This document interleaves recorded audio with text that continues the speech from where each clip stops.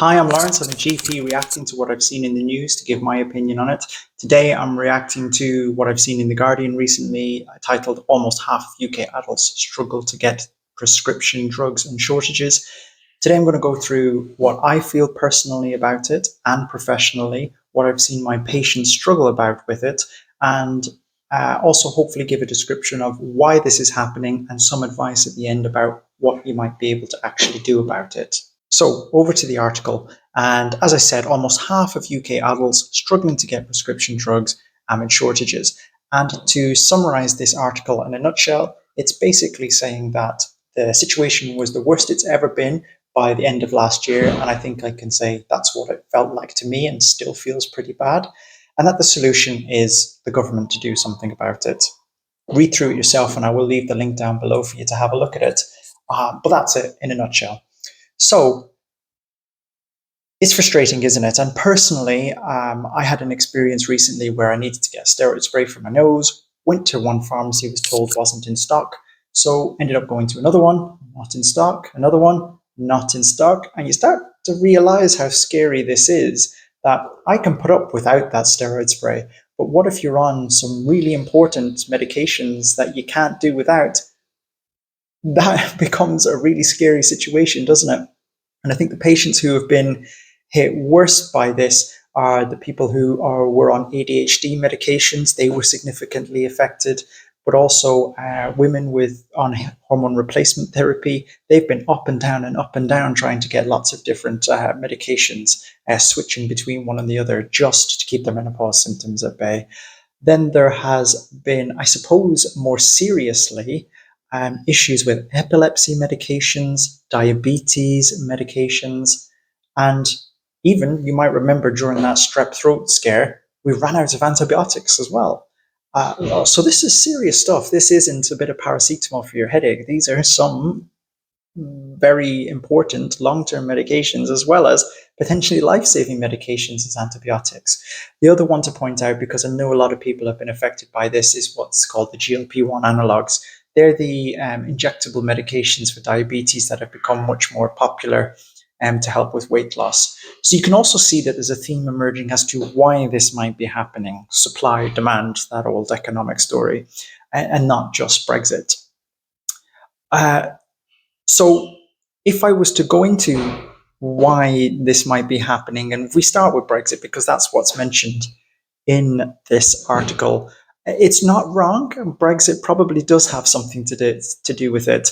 And I think it is by the following mechanism. Well, there's a few mechanisms. But the UK is going to find it more difficult to export the medicines it makes in this country now. So the EU are less likely to buy the UK's medications, meaning there's less of an incentive to produce the medications here. So we end up having to buy more in. So there are external factors which can affect us more.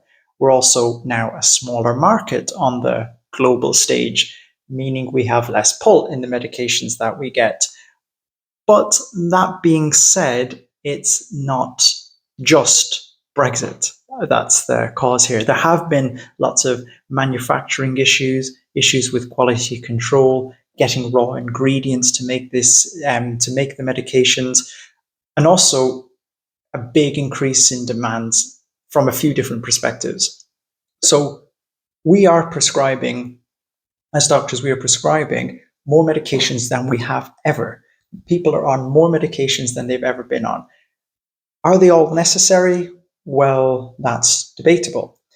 But the other factor is that we're over-prescribing, as in prescribing too much quantity-wise, rather than just people being on tablets that they might not need to be on.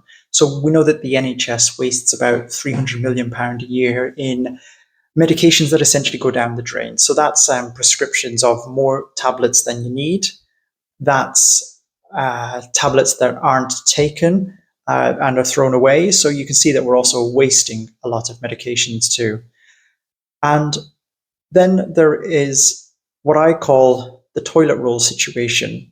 Now, let me explain. So you'll remember back at the start of the COVID pandemic, and we can sort of laugh about it now, but when BBC News was on and they said that there's a shortage in toilet roll, but nobody should panic, what did everyone do?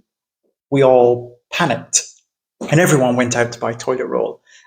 And that can happen a little bit with medications too. So once you hear that there is a shortage of paracetamol, there isn't that I know of anyway, the first thing you're going to want to do is head out and buy paracetamol. And that doesn't help with the shortages either, does it? So that's a bad, vicious cycle to be in.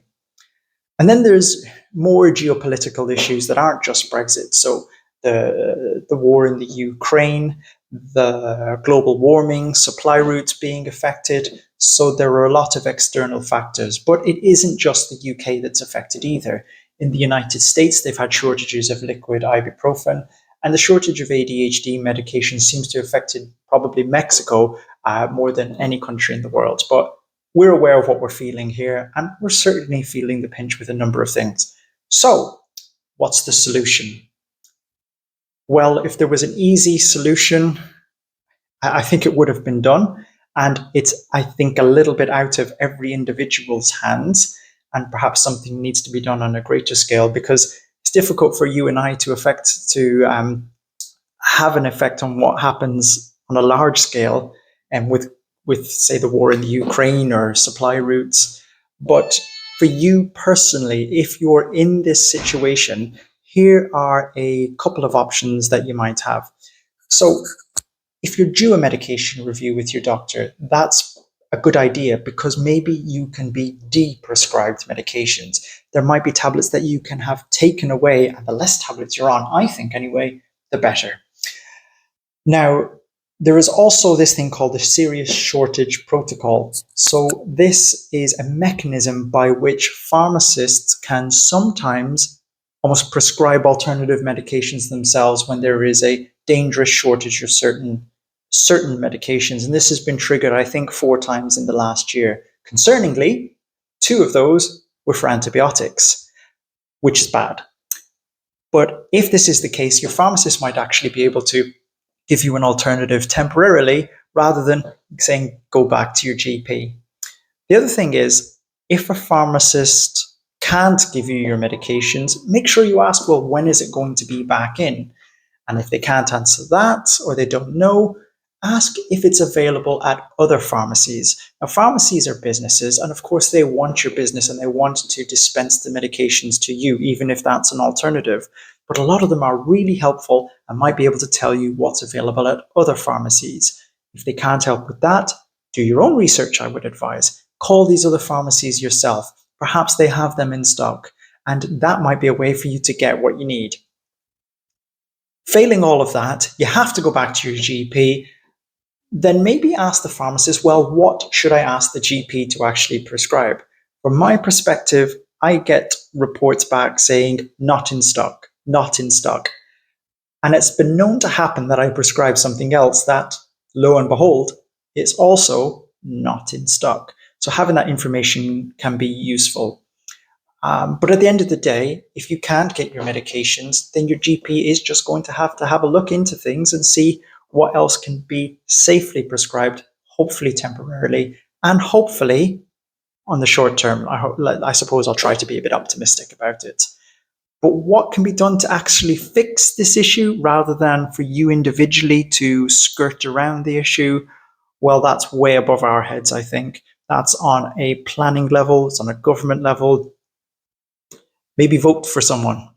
That's all I have to say today. Thank you for listening. That's the end of my rant. Leave a comment down below to give me some feedback, and hopefully see you again soon. Bye-bye.